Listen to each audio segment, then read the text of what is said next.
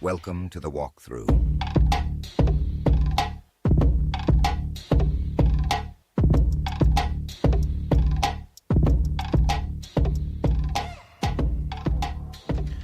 What is going on, everybody? Welcome to the Week 8 edition of the walkthrough. That's right, we are already halfway through the regular season of the fantasy football campaign. I'm your host, the authentic one, Mr. Matty Kiwoom, joined, of course, by the host of America's Game, Mr. Eric Vanek. Eric, 8 weeks in, how you doing?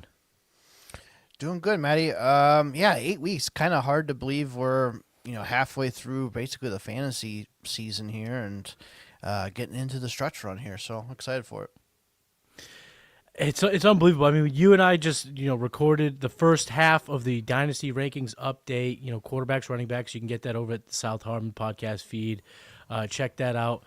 And it was just the amount of changes that's happened. It's like in one half of you can't believe that you're making these changes, and the other half you can't believe that you haven't made them already. It's just because the season's he come and goes. I can't believe it. We're already staring down the barrel of Halloween, which means we are right in the precipice of Thanksgiving, Christmas, New Year's, and football saying goodbyes. But we don't have to talk about that. That's getting too ahead of myself. I'm being a little bit too sad Right. here.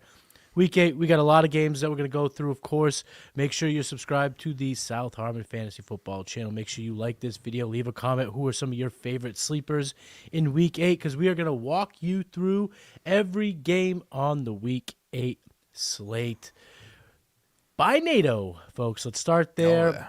Arizona Cardinals, Seattle Seahawks, the Los Angeles Rams, Jacksonville Jaguars, Detroit Lions, Las Vegas Raiders are all on bye. I saw a team online.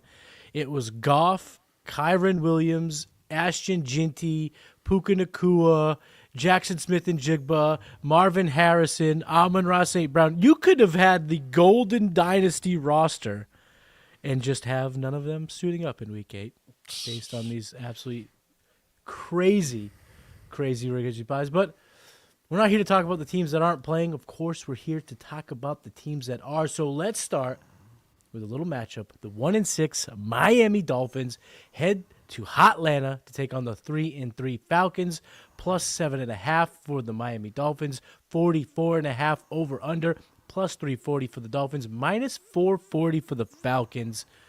Let's start with the Miami side of things, Eric. Do we have to? I mean, I guess we really don't, because we're not playing Tua Tagovailoa. Achane is obviously a play, and it seems like Jalen Waddle is going to be okay. He missed Thursday's practice with a veteran rest, so we're going to play him. But that's it, right? It's just Achane and Waddle. Isn't that kind of all we're going to play?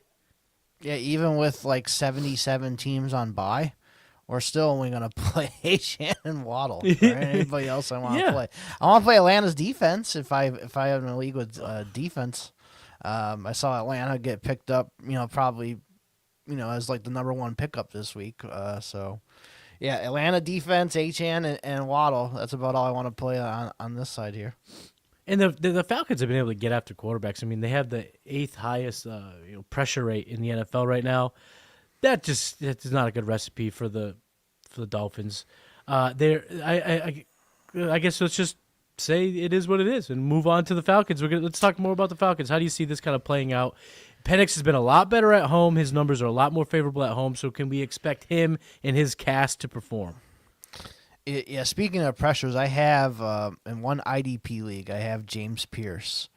He hasn't done fuck all year long. Like They traded a lot for him. I think he has like 2 tackles. That's it. Like I'm like, why did I even draft this guy? Like, but Atlanta side, yeah, I saw that Michael Penix is dealing with a little bit of a bone bruise, ankle injury, so kind of have to monitor that. But I think he's practiced every day this week, limited at least. So Penix should be fine.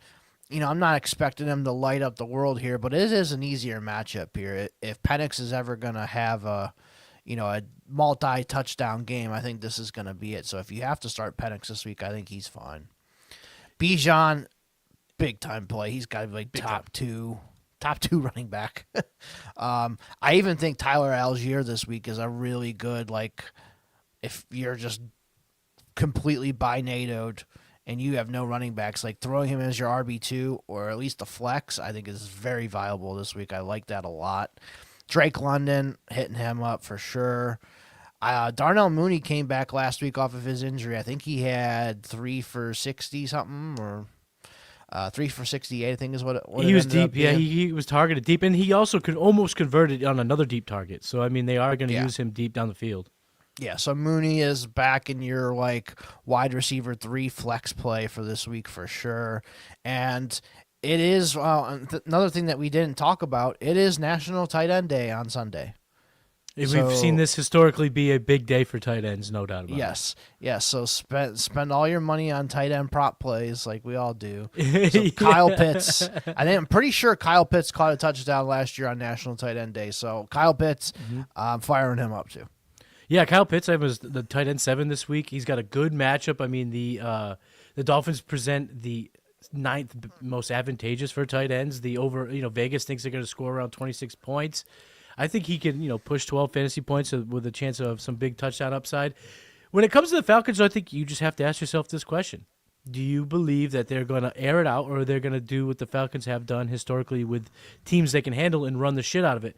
And whatever your answer is, that would be my indication of whether I'd be okay playing a guy like Mooney or if I'm okay with an Algier. Now, me personally, I get Algier as running back 30. I think you hit the nail right on the head, my friend. I think if you're looking for a desperation running back 2 or a flex, I think instead of kind of breaking the bank or trying to make a swift trade to maybe get a wide receiver that you might like a little bit more, I think Algier is fine. He scored, he scored a couple weeks ago. He's had a couple finishes of double digits, and if this is that game where they just get out in front, I mean, they gave up 3 rushing touchdowns to Quinshaw Judkins last week. If there's 3 rushing touchdowns to be had, my thoughts are Algier's going to get one of them.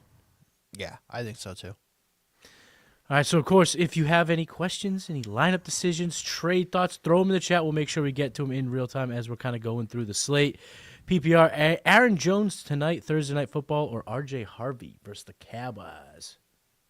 Aaron Jones for sure. Harvey's like barely getting touches. I can't trust it. So Aaron Jones, I think he comes right back in at least with 30% of the workload. So, yeah, give me Aaron Jones. I got Aaron Jones anytime touchdown tonight. I took a slip out on that. So I think that they put him right back in, let him kind of get going, let him get cooking. We've seen him be effective coming right back from injury before. I think that's on the table for sure. And when it comes to Harvey, I like the matchup, obviously. But he's getting, like you said, no work. And then on top of that, I expect the pass catchers, if you're looking for a what-the-heck kind of flex-type play on this roster, I'm looking at the Mims, Franklin area. Give me one of those pass catchers over a guy like R.J. Harvey. Start 2, A.J. Brown, Wandale, or C.D. I'm benching Wandale unless Brown doesn't practice on Friday. Yep, you hit it nail on the head there for sure. All right, let's move on to the next game. A game that could be a fun one. Evie, could be a fun one. The 4-2 Bears head to Baltimore to take on the 1-5 Ravens. Bears +6 over under 49.5. You love to see that. +240 for the Bears, -298 on the money line for the Ravens. These Vegas lines, these bookie made lines from DraftKings, they are suggesting that Lamar plays. What do you think? Do you think Lamar plays? Yeah, I think so. Like I have a decision for tonight, Herbert or Lamar. I'm probably just gonna play Lamar or play Herbert and be safe. Yeah. Yeah. So you agree with me on that? Yeah. I mean, I think Herbert might have a tough game this week, but I think that his tough games is gonna probably present a floor that if they scratch Lamar, on Saturday, you're not screwed, because I don't think he's a lock to play. Yeah, I don't know if he's a lock to play, but I also think if the Chargers are going to have any success, they're going to have to throw the ball in this game. So yeah, they got 3 good receivers and a pretty damn good young tight end, and their star running back is hurt, and they're running a day 3 running back out there who's not that great. So who was on the practice squad 2 weeks ago? Right. So I think Herbert, he should be in line for a pretty good game. Yeah, I would play it safe and go with Herbert for sure. Okay. But so let's talk about this. So let's just assume that he does play. I mean, Vegas thinks he's going to play. These lines suggest that he plays, so I guess we have to go off it. Now, I did take out a slip where I'm, taking the Bears on the +6 side of things because I don't think it's a lock that Lamar plays. I mean, I trust the reports that dropped early in the week that said they might baby this injury and they might slow roll it. They might let it roll over the course of the season. They might not rush him back at all if this is a lost season because, quite frankly, a team like the Ravens, if they're not going to be able to push in the playoffs and mathematically they're running out of time, why not? Why not try to get a top 5 pick and add that to the mix? Why not? Yeah, Let's I mean, Pittsburgh's Pittsburgh's 4-2. Bengals are 3-4. Browns are 2-5. So they're still in it. So they're definitely still in it for sure. Yeah. So but if he misses this week, they lose again. Steelers win. I mean, they're just running out of time to make that decision. And the report that came out was if he missed week 8, we might be falling, starting the slippery slope down a rabbit hole of him not coming back anytime soon. So I think it is a make or break kind of week for Ravens and for Lamar. So he could play, but I don't think it's a lock. Yeah, I don't want to say it's a lock either, but I think he plays. So I'm good with it. Yeah, I personally hope he plays. I think this would be better for fantasy purposes if he does play. I think with a Cooper Rush start, we're going to see a lot of, Kyle Monangai and a lot of DeAndre Swift. Whereas if Lamar plays, we're going to see Zay Flowers do well. We're going to see Derrick Henry do well. We might even see Mark Andrews catch a touchdown, which then would push the pace of Caleb, of Rome, DJ Moore, because the matchups on paper are great on all ends. Yeah. The defense for both sides of these things have not been able to stop good offenses. So I hope Lamar plays. So if he plays, just how do you see this panning out for the Bears? Are we excited to play everybody? Are we being cautious? What do we think about the Bears on the road? Yeah, I mean, I know Caleb was a major disappointment last week for a lot of people. I think he, in one league, got me like 4 points. Thanks, Caleb. Appreciate it. Yeah. So I think it depends on a lot about Lamar being in the game, but I think Caleb, especially with all the buys, he's probably borderline quarterback 1 for you this week, especially with, the Ravens still beat up. But I think coming off the bye, they're a little healthier, so I'm not like as worried about like Baltimore there. Swift has been on fire the last 2 weeks, so I think you got to play him. Monogonai is probably in the same Tyler Algier range for me. Mm-hmm. Rome, I saw Fantasy Pros has him as like the 10th wide receiver, but there's a couple spots where I have to sit him. So, I got Rome on the bench. Just his last 2 weeks have not been good. There's like 2 for 30 both games. Like, just doesn't cut it for me. DJ Moore been disappointing. Oh, yeah. Luther Burden only really does good when one of these guys misses or is hurt. It seems like, so I'm not really playing Burden. I haven't read about Komet. I know he left the game last week. I don't know if he's practiced at all, but if it's Komet out of there, I kind of like Loveland a little bit if he's by himself. I have seen the latest report, I think came from Wednesday, though, that he did miss. And they were kind of not sure if he would be able to play this week. And, they want Cole Komet to play, of course, but when you have a guy like Loveland who's next up, sometimes you just don't have to rush. Touchdown, baby. That's right, baby. You got to get this first-round tight end a tutty. First one. All right, let's move on to the next game here. The 4-2 Bills coming off a bye head to Carolina to take on the 4-3 Panthers. -7 for the Bills. Over/under 46.5. Pretty good. -360 for the Bills. +285 for the Panthers. Seems pretty spot on.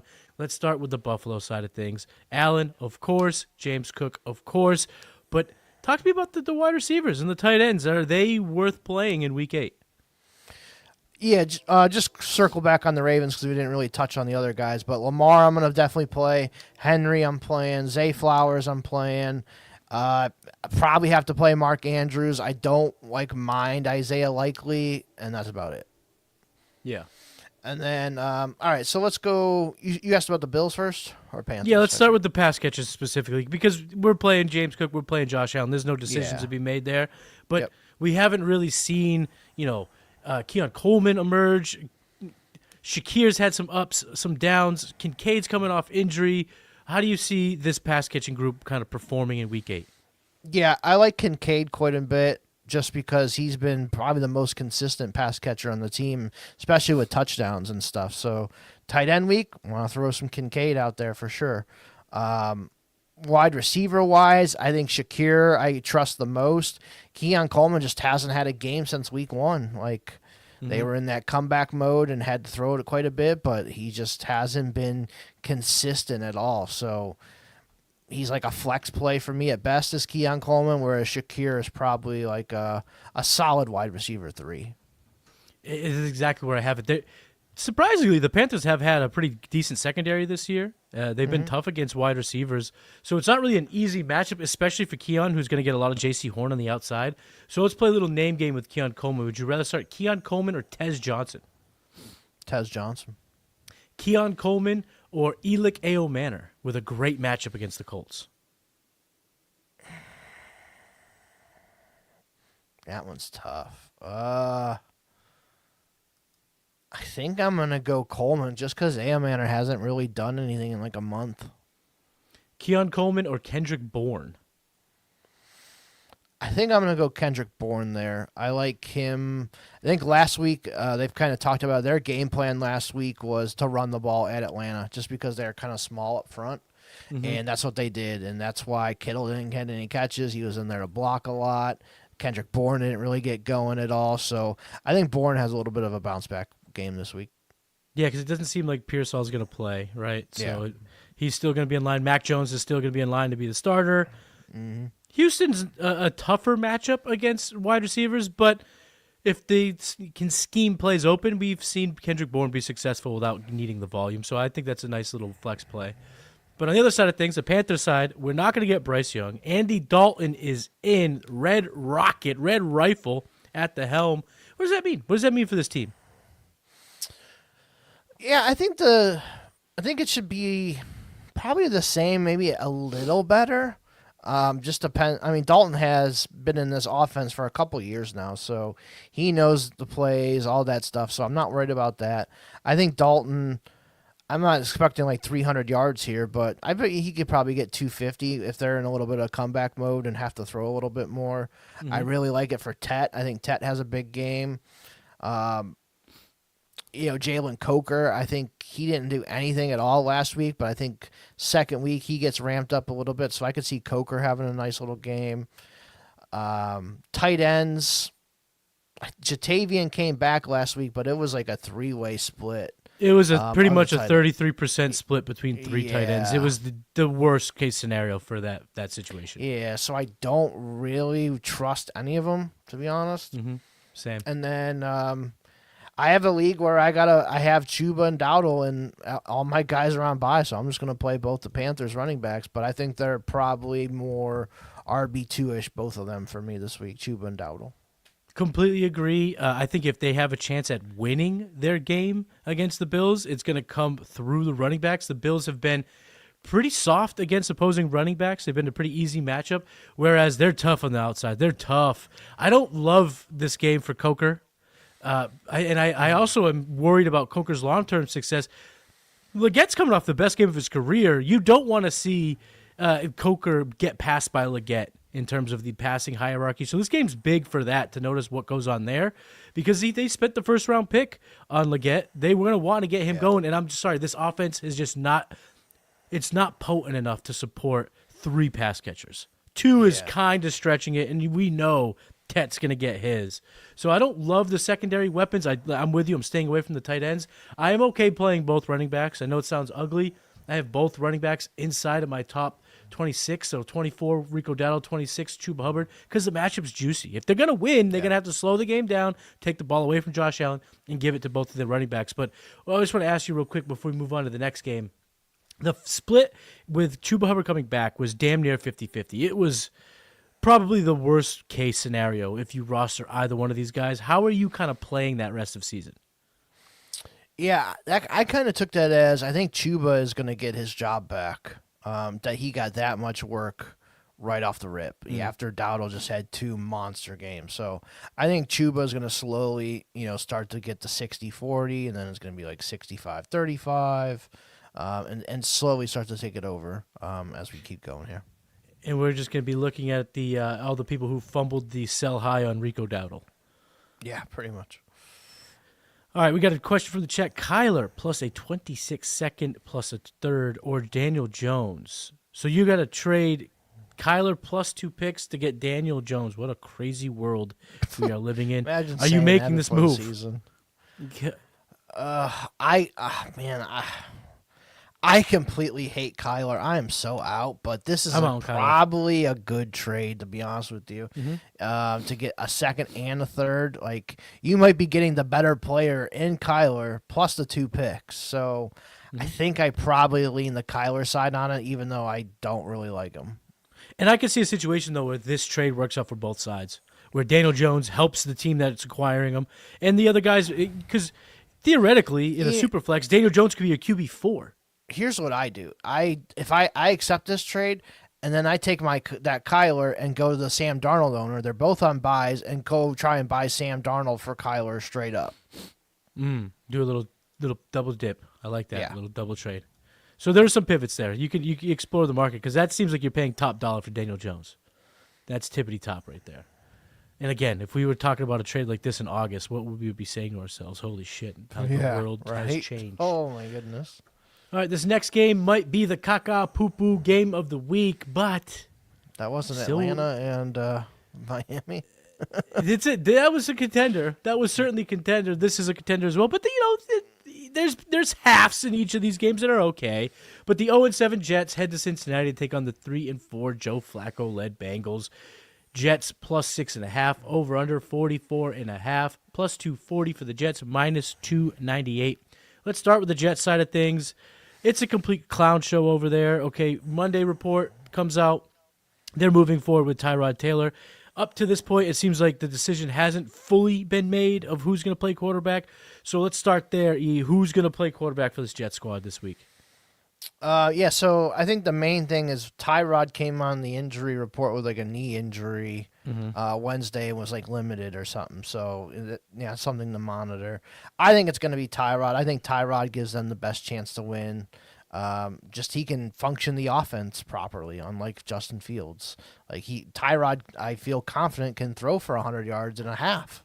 Whereas Justin Fields can't even throw for 100 yards in a fucking game. So. So I'm fine with Tyrod. I think he's like, he can get you 200 yards, maybe a touchdown and a rushing touchdown, some rushing yards. So, like, I don't mind Tyrod. Brees should play. I think he's been limited the first 2 days, but he's been pretty shitty the last couple weeks too. Receiver-wise, I think Garrett Wilson hasn't practiced at all yet, so I'm expecting him to be out. Yeah, so I think Josh Reynolds led the team in targets last week. He's probably going to lead the team in targets again. I like Arian Smith is like a very deep flex play if you're desperate. Like, he has led the team as like the wide receiver 2 the last couple weeks in snaps, and he just needs a big play. So hopefully Tyrod can get him the ball, and Arian Smith could finally do something there. And then Mason Taylor should probably be a solid play too on tight end week as well. He popped up on the injury report, but it seems like it's nothing serious, so we're hoping that he plays. But yeah, it's going to be tough. And personally, I kind of hope that Brees Hall sits because I think those ideas. Then you just play Isaiah Davis. It's a super easy matchup against the Bengals. So you play Davis and you don't worry about the split. And if Brees does play, does he get pulled? Does he only play half? I think the situation becomes a little bit more clear if he just sits, and we can kind of see how it goes. And speaking of clarity, Joe Flacco has brought a ton of clarity to this offense. With Joe Flacco at the helm, we can play Jamar Chase as the wide receiver 1 in any given week. We could play T. Higgins. Hell, last week we could play Noah Fant. Are we going back to the Bengals? Well, are we going to play their studs and just kind of keep it moving? Yep, play them all. I'm playing Flacco, Chase Brown, T and Chase, Fant. I don't even mind Osavas as like a flex play if with all these buys. Sign me up for all these Bengals. Yeah, it's revenge game too. Revenge game for Joe Flacco. And one thing that has been super consistent from Flacco throughout the entire season, he's thrown the ball a ton. He threw the ball a ton in Cleveland. He's thrown the ball a ton in Cincinnati. It doesn't matter. I got Flacco as QB 14, so if he's somehow dangling out there and you lost your quarterback this week, maybe even playing higher up than that. So let's play a little name game. Would you play Joe Flacco or Daniel Jones? Daniel Jones, just because the Titans. Would you play Flacco or Jackson Dart? Ooh, that's a good one. I think I'll lean Dart slightly. And would you play Joe Flacco or Jordan Love? Who the hell do they play again? Packers. Pittsburgh. Oh, it's Pittsburgh. That's right. Pretty good matchup for quarterbacks. Yeah, I'd probably go with Jordan Love on that one. So. Yeah, so I mean, he's a top 12 to 14 guy. He's startable. He's a must play in superflex formats, no doubt. Yeah, and I don't think they're gonna have Sauce Gardner this week. He's missed the first 2 days. That's huge. Yeah. And you could absolutely have a roster where you were playing Stafford or Darnold or in Goff. Like you could have 2 quarterbacks on bye and be totally shit out of luck. So I think Flacco's a guy to go for. I put him in over any 49ers guy. I put him in over Penix. Trying to think of who else I threw him in over, but I know. Would you play Flacco or Stroud? Flacco, easy. Ooh, man, how things have changed. But that is a good segue because we are going to talk about the 5-2 49ers heading to Houston to take on C.J. Stroud and the 2-4 Texans. Niners plus 1.5. This number is going to make you sick to your stomach. 41.5 over/under. Yuck. Minus 105 for the Niners. Minus 115 for the Texans. On the Niners side of things, we've kind of talked about a few of the players. Christian McCaffrey, it doesn't have to be that difficult. He's just such a monster. Christian, obviously, is a top running back play every time that he suits up. But you mentioned that Bourne might be a decent play. Mm-hmm. What about Jennings? What about Kittle? How do you see the passing attack going in Houston this week for the Niners? What's the what was the point spread on this one again? 41.5. Or like what are the? Because when I looked earlier, the 49ers were getting plus 1.5. They're getting 1.5. Yeah, plus 1.5. That hasn't changed yet. I am dumbfounded by that. I will bet the mortgage on the 49ers plus 1.5. It's unbelievable. And then they have the money line both being negative. Yeah. Like, what do they think? I don't understand what they're seeing in this, because the Niners, I think they have probably the most delusional 5-2 record in NFL right now, but they're a good program and they've shown that they'll beat the bad teams. And the Texans, I'm sorry, is a bad team. Yeah, they just got smoked on Monday Night Football, and they lost their best receiver to a concussion on a short week. So what are we doing here? Like, it should be like the 49ers should be like a minus 3.5, 4.5. But somehow they're a plus. So, yeah, I actually took the money line because you get like minus 108 or whatever it is. Yeah. So, yeah, I hammered the 49ers. That's a must bet of the week there. So I think it's going to be Mac Jones still. Mm-hmm. I think Purdy, he's been limited, so there is a chance it is Purdy. I think it's kind of like 55, 45-ish. I don't know. But McCaffrey, you're starting him. Jennings, he played quite a bit last week, and he did okay. So I'm fine with him as like your wide receiver 3 flex play this week, especially with all these buys. I think he's okay to throw in there. Bourne, same thing for me. Kittle, tight end week. He's the one who fucking created this thing. He's getting a touchdown this week. He does every year, too. He goes off on tight end week every single year. He was on the Sunday night game last year, and I stayed up to watch it, and he won me my like $1,000 bet, whatever it was. So yeah, I was always betting on George Kittle on tight end day for sure. So he's getting it. Last week, like I said, it was just the game plan was to run the ball down Atlanta's throat, and that's what they did. So Kittle was in there to block a lot of. So it's just one of those games. But I think in this one, they throw it a little bit more, and Kittle gets his. And on the Texans side of things, maybe no Nico Collins. I don't know if I want to play anybody on this team. Maybe Woody Marks. How do you see the Texans kind of panning out in week 8? Yeah, Stroud's like a back-end quarterback too. Woody Marks, I have to play him in some leagues and just kind of hoping he PPRs his way into some points here for me. Mm-hmm. Wide receiver-wise, it's really ugly. You would think Jaden Higgins would just step right in there, but that just didn't happen even last week. I don't even think he had a point last week. No, held scoreless. Yeah, so they're playing Xavier Hutchinson still a ton. So he's like a flex play. Braxton Berrios came in and hadn't played all year, came in and played 47% of the offensive snaps. So they just don't trust these rookies for whatever reason, even though Jalen Noel had a great game. I would start Jalen Noel. I think I'm the most confident in him because Christian Kirk's probably going to miss again too. Yeah, he's going to miss. They both haven't practiced. So if I'm starting Texans receivers this week, it's Noel.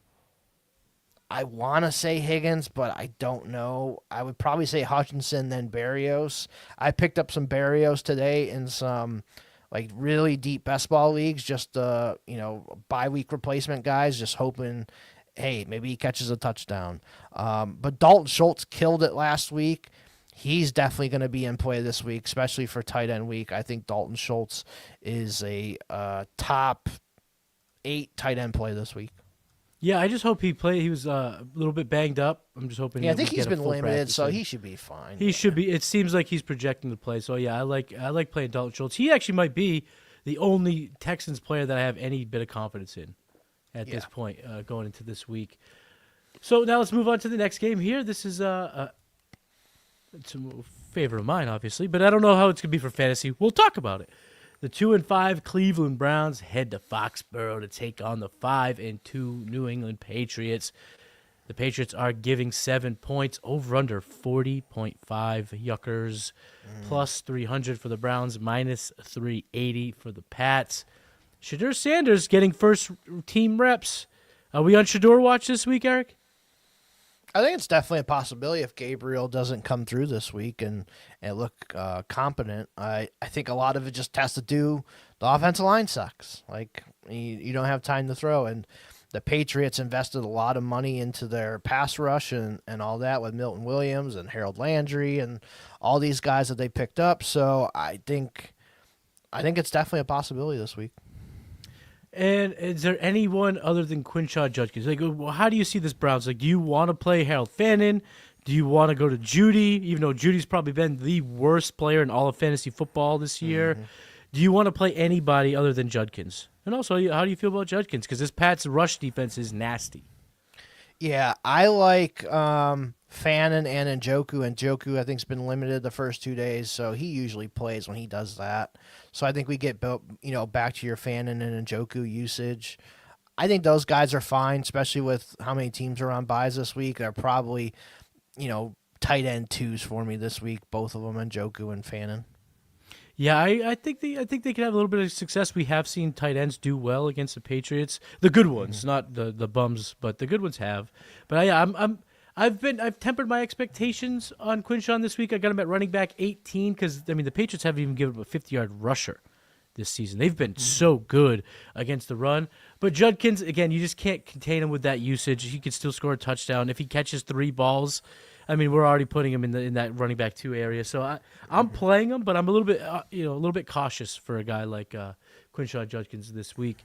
And on the Pat side of things, we're playing Drake May, we're playing Stephon Diggs.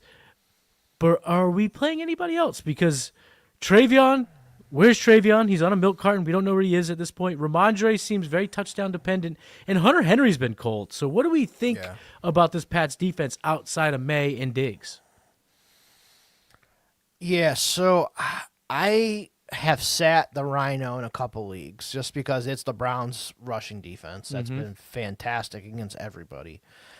So I've sat the Rhino in those leagues. Travion, like you said, I can't play him. He's non-existent, and he has cost me so much money. It's insane. I just keep buying it. Oh, he's finally going to get his 40 rushing yards. Can't even get 5. He can't. Yeah. He can't even get 40 on the season. He's barely eclipsed that. It feels like. Yeah. Diggs definitely playing. Butte's caught touchdowns the last 2 weeks. I guess you could play him. He's probably a 3 flex play. Hunter Henry, I'd like this week for sure. Austin Hooper revenge game. Austin Hooper touchdown.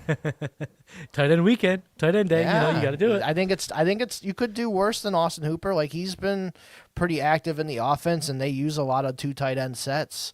So yeah, I like those guys this week for sure. I'd play Hooper over any of the Panthers guys if you were in that dire situation.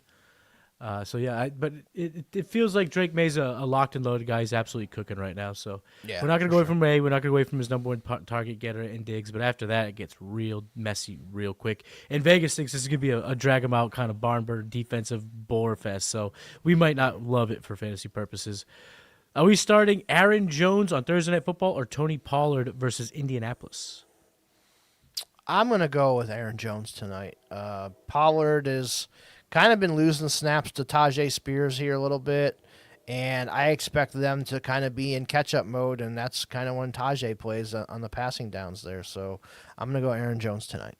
Yeah, I mean, Pollard's been a stone-cold lock for 8 to 10 fantasy points, but that's about it.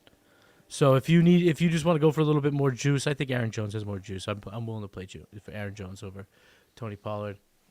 All right, let's head over to the NFC East battle. 2-5 New York Football Giants head to Philly to take on the 5-2 Eagles, seeking revenge for that Thursday night beatdown a couple weeks ago.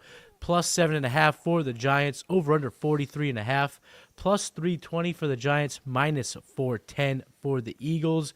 Giant side of things, Jackson Dart, he's been great. How do we expect this team to look, this offense to look against the Eagles on the road in Week 8?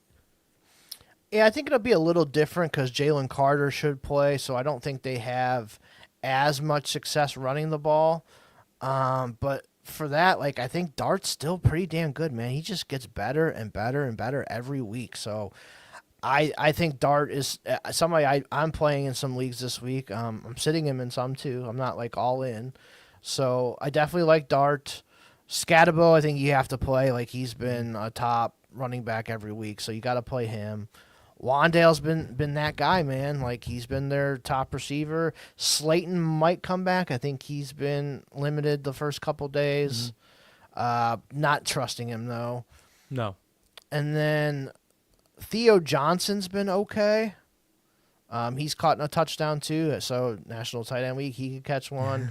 And Tyrone Tracy wasn't bad last week, too. So if they can have some success maybe running the ball, I don't mind Tracy kind of in that Algier flex range that we were talking about earlier of running backs. Yeah, I mean, if the Giants want to win, I think they're going to have to attack on the ground. The Eagles haven't been good against stopping the run. They've been the 9th most advantageous matchup for opposing running backs in fantasy football. So there's room for two running backs. I think in the same vein that we talked about Chuba Hubbard and Rico Dowdle both having to probably get touches in a game if they want to win. I see a lot of the same principles going for the Giants, so I don't mind. Tracy, if you're in an absolute pinch, I have him as running back 33. I have him in the R.J. Harvey, Justice Hill range. So, I mean, we're not excited, but, again, in these dire Bionado injury times, there are worse running backs that you can turn to. I do have Dart at quarterback 13 because he's doing it with his feet. He's scoring touchdowns with his legs. He's finding end zone with pass. He's able to just be a fantasy-friendly type guy. So I like him. He's probably the most confident I am on this team. Maybe Scatabo. Maybe Scatabo could be. I got Scatabo as a pretty good play because the volume's just been tremendous for the Scatabo. But on the Eagles side of things, we finally saw Hurts, Brown, and Smith get cooking. But it meant a pretty dud game for Barkley, almost a nothing game from Dallas Goedert. We're looking at the injury report. A.J. Brown still yet to practice. What do we expect for A.J. Brown this week? And is he in? Is he out? And what do we expect, this Week 8 to look like? Could it be another repeat for performance like it was in Week 7? Yeah, I think Brown will be fine. He kind of does this from time to time where he misses the first two and then Friday he's fine. So I'm not worried about A.J. Brown. Jalen Hurts is, you got to play him if you have him. Barkley, you got to play him if you have him too, but the offensive line has just been very beat up this year, so he just hasn't had the success that he had last year for sure. But it's still against the Giants. I'm still going to play him. He's probably still a top 12 RB for me. Smith and A.J. Brown, got to play them. And Goddard, last week, was a dud, but he just had 9 for 110 and 2 touchdowns against this team 2 weeks ago. Yeah. So, I can't sit that. So I'm going to start Goddard. And it's on tight end week. Theme of the show, tight end week. You play everybody. Yeah, I agree. I really don't have much of a rebuttal there. I think we're pretty much playing all of our Eagles that we've been playing. Goddard is the only one that I do feel a little bit uneasy about. Like if you have a chance to play a Schultz, I'll play Schultz. I'll play Mark Andrews, Harold Fannin. I'd play those guys. But I'm playing Goddard over Hunter Henry, over Theo Johnson. So there's a chance you just fire up your Eagles for sure. Okay. Question in the chat here. Travis Hunter on the Wise? Question mark? Oh, yeah, for sure. Then coming off of the bye, they get to self-evaluate this week. Yeah, Travis Hunter is definitely going to have some really good games here down the stretch, I think. LFG, baby. Let's fucking go. The battle of the NFC South. The 5-2 Tampa Bay Buccaneers head to New Orleans to take on the 1-6 Saints. -4.5 for the Bucs. 46.5 over/under, kind of like that number. -225 for the Bucs, plus 185 on the money line for the Saints. Buccaneers side of things, not looking like we're going to get Godwin. We're definitely not getting Evans, probably the whole year. So it's the Egbuka show. Mm-hmm. What else, though? Because, again, Bucky Irvin's already been ruled out. Actually, can we start there? Let me ask you this, Evie. What are your thoughts on Bucky Irving? Because the way they're handling his injury is so peculiar. They have now, in 2 weeks in a row, come out first thing Monday morning saying he's out. But they're not putting him on IR. What? Yeah. I don't know what's going on here. Yeah, I'm not sure. But I honestly appreciate it, and that means I don't have to fucking wait all week to figure out who it's going to be. I can make my plans. That's a great point. So, I think it's the next week they're on a bye. I think that's what they're waiting for. They're after the bye, then Bucky will be back. So, they could have IR'd him, got you an extra roster spot, and you would have been in the same window here. But I don't know why teams do that. I honestly don't. I think it's really weird. But but for this week, Baker, definitely going to fire up some Baker. Rashad White, definitely firing him up. Now, last year, this was the Sean Tucker game where he absolutely exploded for like 140 yards and 2 touchdowns. In New Orleans. In New Orleans, too. So, but they haven't been using him at all. So, it's like, I don't want to trust it. Like, I can't, like in a lineup league, start him. I'm like, best ball, sure. Sign me up for that. But, like... You have to be in a really dire situation to have the balls to throw him in as like your starting RB2 this week or a flex play. I'm hoping that he has a big game, but yeah, you can get a 0 out of it too. Receiver-wise, Ibuka must start. I think Tez Johnson is slowly becoming a really good play. I think he's more wide receiver 3 for me this week than a flex. He's been killing it the last couple weeks. Tez Johnson or Sterling Shepard? If you can only pick Tez. one. I'm taking Me Tez too. for the I'm on Tez bigger. too. Yep. I mean, Shepard had 7 catches last week. He had 25 yards. Like you're right, and that's what he's been his whole career. Right. So I think Shepard's a flex play. They didn't really use Cameron Johnson or any of these guys. Like Jalen McMillan should be back here soon. I haven't heard anything about him though. Nothing. So that'd be nice that they get him. K. Dotton is a top 8 tight end play for me this week. Like him a lot. And I'm pretty sure he caught a touchdown on tight end week last year too. I love K. Dotton. Once we saw Mike Evans go out of the game on Monday Night Football, K. Dotton stepped up in a big way, making some big time plays, first read type plays, first down type plays. So I love K. Dotton. I am a tight end 5 this week. So for me, it's Baker, it's Rashad White, it's Ibuka, it's Otton. Those are my primary plays. And then if you're in a pinch in a flex or wide receiver 3, like you said, I'm playing Tez Johnson. That's kind of how I see it panning out. And on the Saints side of things, it's pretty straight up and down. It's not all that difficult. We're playing Olave with confidence, and that's about it, right? Even Kamara at this point. What do you have Kamara in this week? I mean, I've sat him in a league or two that I had him in, so he's probably more that 24 range for me, to be honest. Are you playing Alvin Kamara or Woody Marks? I think I'd play Marks, honestly. Me too. Kendre Miller did tear his ACL, so all they have is Devin Neal, who they haven't used at all this year. So this could be Kamara 80-90% usage. So I might be wrong on this, to be honest with you. Maybe I should play some more Kamara if I can. But it is a tougher matchup here. He's not getting like the PPR scam catches this year that he has in the past. Like, you could count on like 7 for 50 yards, and he's not getting that this year. Like, it's like 3 for 1. Like, what the fuck are we doing? No, it's true, and I mean, I got Kamara at running back 19, so I'm not completely Yeah. fading him. But I think just in terms of how rosters came about, you may have 3 options at running back that are better based on, who's elevated. Like, you could have I'd play Jalen Warren over Kamara, and he was a late draft Easy. guy. Woody Marks, J.K. Dobbins, Bill Krosky, Scatabo. These are all players you were getting after Kamara, so it's not that crazy to think. Rashad White was a later round guy because of Bucky Irving. So, I mean, you could have plenty of options that are better than Kamara this week. But again, I have him at 19, so I'm not completely out on him, but I think the sentiment's true that if you have, if you had a good string of luck at the position, don't be afraid to fire up a guy like Javonte. Javante's quite obvious at this point, but still, a few weeks ago it wasn't as obvious. So those guys have made it a lot easier at the receiver running back position. Talk to me about Shaheed, because Shaheed is like he's like the bane of my existence. He's the exact archetype of receiver that I hate playing because you don't know when he goes off. Is this a big Shaheed week? I don't know if it's a big one, but I probably start him with the amount of guys that are on buys this week. Like, I'd probably play Tez Johnson over him, but he's probably not that far off of Tez Johnson for me. So I'd play him over Sterling Shepard, who we just talked about too. So, yeah, he's probably in the wide receiver 3 flex range for me. Let me ask you this. Rashid Shaheed or Keon Coleman? We talked about earlier in the show. I trust a little bit more. Me too. So Shaheed's not a complete fade for me. I got him as top 35 play. I play him over Jerry Jeudy. Well, Jerry Judy's been the stone worst play. Do you know this? Sidebar, we should have talked about it on the Brown side of things, but he's become such an afterthought that I didn't even think about it. His ADP going into the season was 71.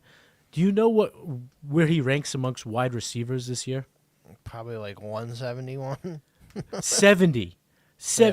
When has a guy in recent memory been drafted at a certain ADP but then finished as that position stop? It's unbelievable what's happened there. That's just terrible. Yeah, absolutely terrible when you see that. But anyway, let's keep it moving. This might be the most fun game on the slate. I wish this game was in Dallas because I think we would just see fireworks in Dallas. But we saw fireworks in Denver last week, so we'll see. The 3-3-1 Cowboys head to Mile High to take on the 5-2 Broncos, plus 3.5 for the Cowboys.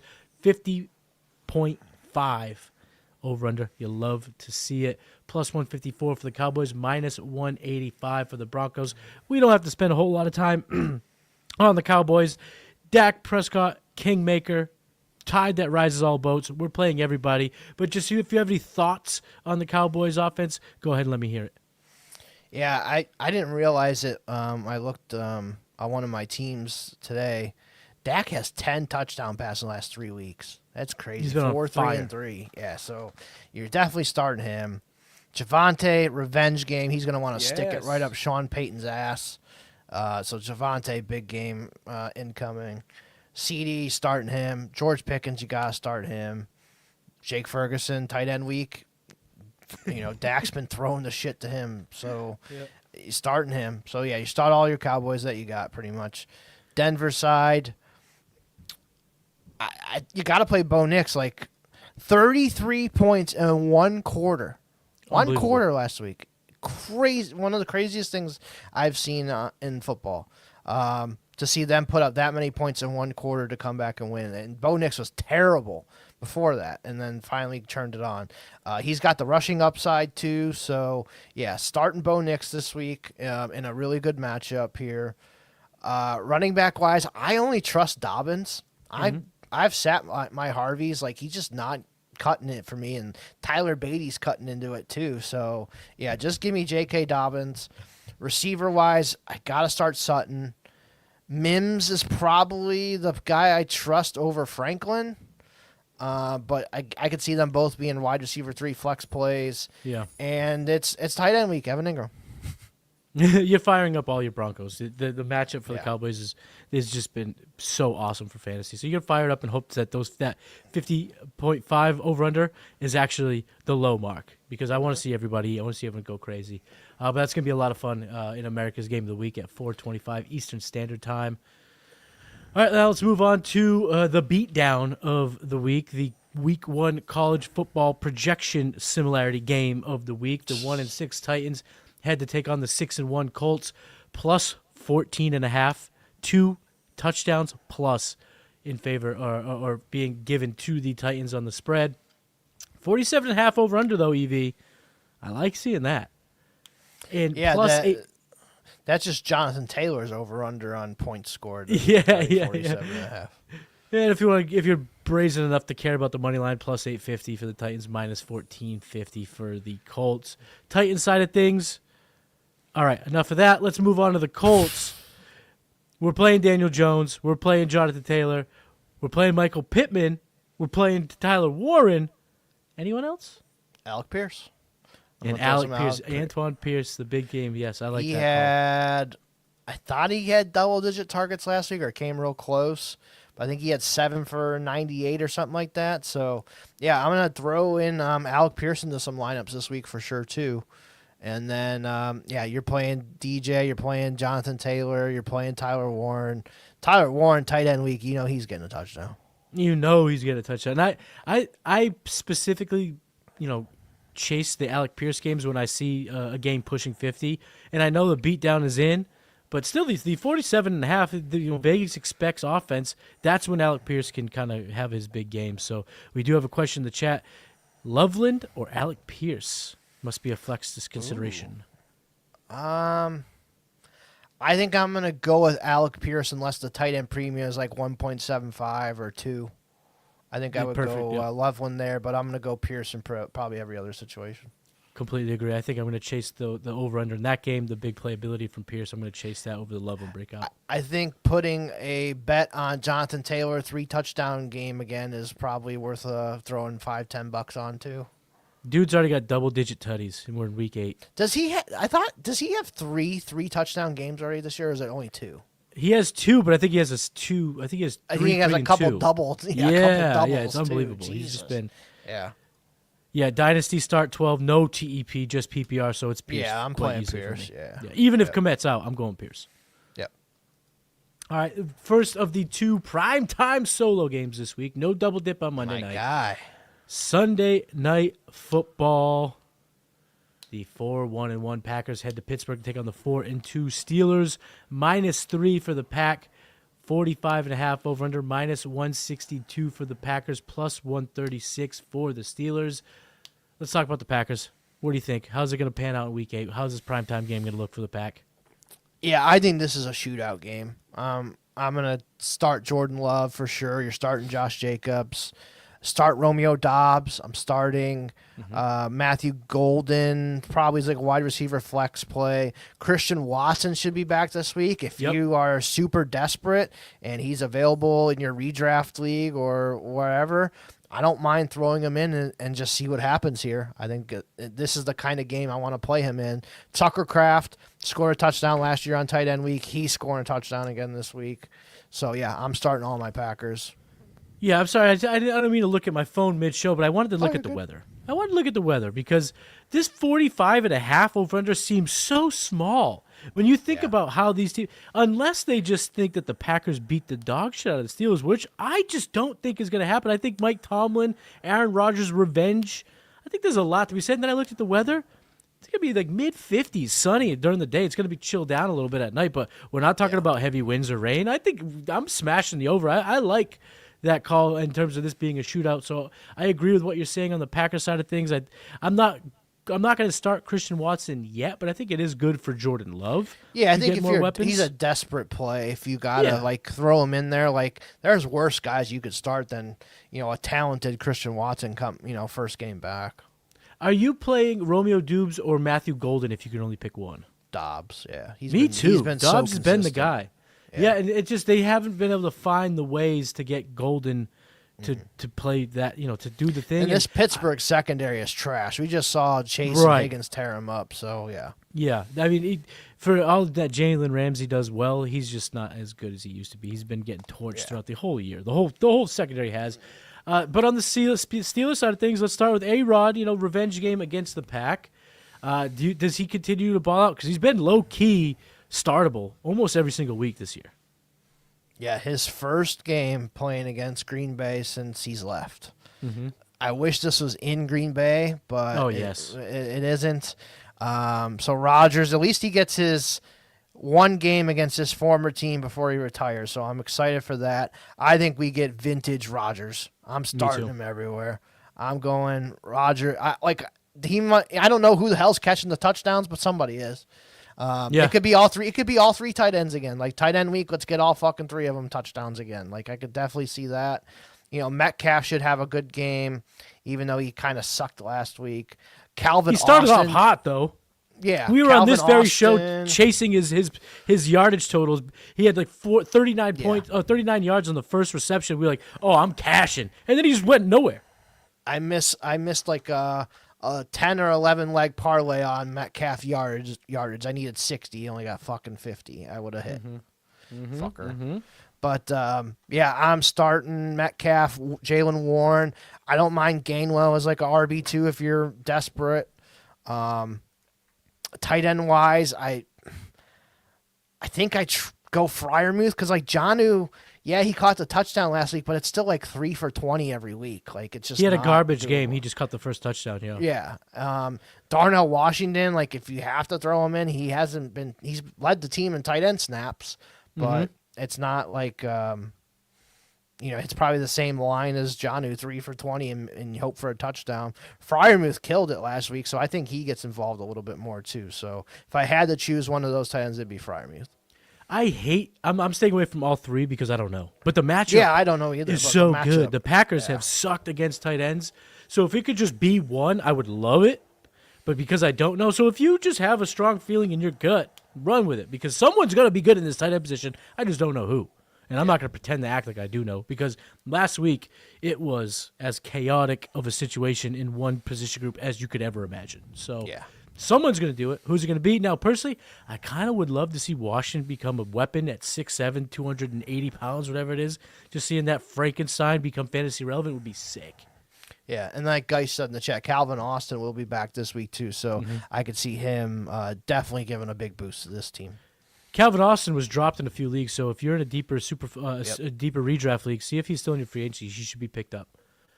All right, let's move on to the last game of the Week 8 slate. The 3-4 Commanders head to Kansas City to take on the 4-3 Chiefs. Plus 12.5 going to the Commanders without Jaden Daniels. 47.5 over-under. That's even changed. I think it was like 10.5 earlier. I looked today. Which I think the 12.5 is a betting swing, which I would probably go with. I would take the points because we'll start on this side of the ball. We'll start with the Commanders. It seems like Terry McLaurin and Debo are back. They both practice in full on Thursday. So with Mariota at the helm, who's been a good fantasy quarterback when Jaden misses, how do you see this Commanders offense going against the Chiefs on the road? Yeah, I think Mariota runs a little bit, so I think he's a back-end quarterback one for me this week. Krosky Merritt, I've sat in a couple spots just because the Chiefs have a really solid run defense. So I haven't played him too much, but if you, it's kind of hard to sit him unless you have, it's kind of like the Kamara thing we talked about earlier. You might have some better options, but if you got to play him, you got to play him and just kind of hope that he falls in the end zone. McLaurin and Debo should be back, so I'll fire those guys up. Zach Ertz, tight end week, fire him up. He's been catching some touchdowns, so especially with Mariota, he plays well with Mariota. Yeah, so I think I don't, like I said, it's a 12.5. I don't, that might be way too many points to be giving, but I don't mind most of these guys this week as long as they're healthy. Yeah, I mean, I have Bill as a top 20 play, but I'm with you. There are definitely some squads where you could find better options. You could have a squad with Woody Marks, Jalen Warren, J.K. Dobbins, DeAndre Swift, Rashad White, and I'd play all those over them because the game script does not look favorable for a guy like Bill to get going. Could he make a big play? Of course, but anyone kind of can do that. I got and this one in a few leagues, Jordan Mason tonight or Krosky Merritt? I have Mason at 2 spots higher. Okay. That's where I thought too. But with the Jones news coming back, because it's only 2 spots, I might go Bill to just avoid how that looks.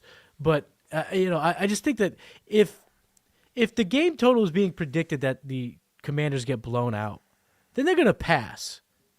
Yeah. Which means I don't know if they're going to get Krosky Merritt going. I could see this being a sneaky game for Jeremy McNichols. Yeah, if you're an absolute grind. So I don't know exactly if I love the running back position in terms of predicting it, but I love the game total. So I'm definitely going to chase some of these players on this side of the ball. And on the Chiefs side, it's kind of a smoke 'em if you got 'em type of thing, no? Yep, I play everybody. Mahomes, Pacheco. I'm starting Brashard Smith in a few leagues. Kareem Hunt hasn't practiced the first 2 days. I think he's going to miss. So I think this could be a really big Brashard Smith kind of breakout game. So I'm definitely starting Brashard Smith in some spots. Rashee Rice, you're playing Xavier Worthy. Hollywood, I guess you could throw him in there if you need somebody. Kelsey, tight end week, he's getting the touches. I looked at his, I figured the sports books would do all the odds lower on all these tight ends. I believe he was the only one who was in the minuses, -110. Really?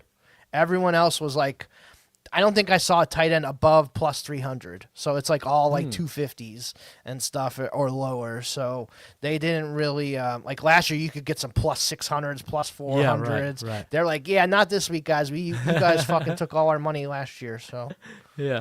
Yeah, not this week. But yeah, the Chiefs, it seems pretty straightforward. You don't have to get too crazy. So that's going to do it. That's the Week 8 slate. We got some questions before we get on out of here for some Thursday Night Football.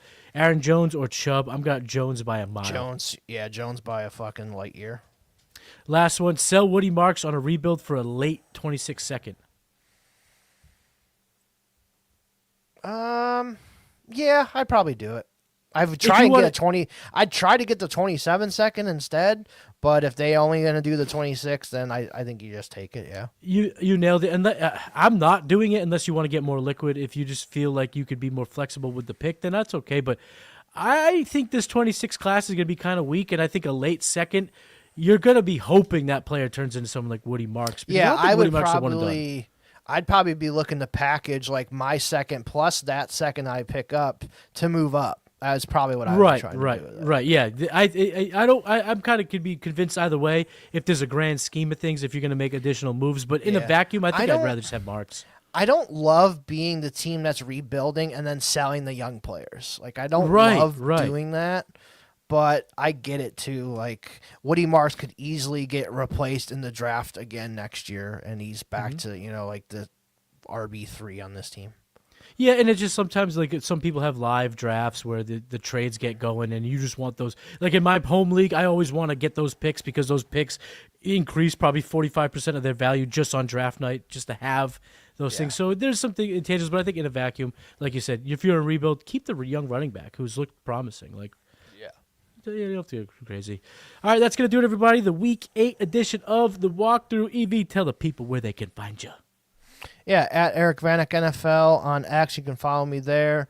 Join us Sunday mornings on this very channel. So make sure you guys like and subscribe to the channel and all that good stuff. And you can join us Sunday morning for the Start Sit show that we're going to be doing.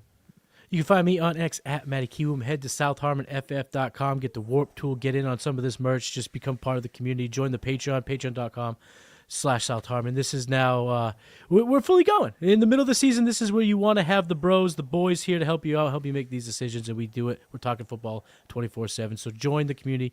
Be a member of the shit clan because we can always accept new members.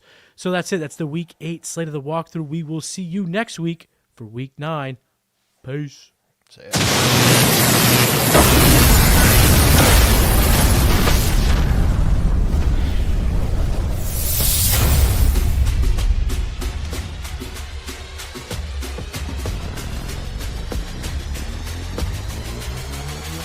Welcome to the Walkthrough.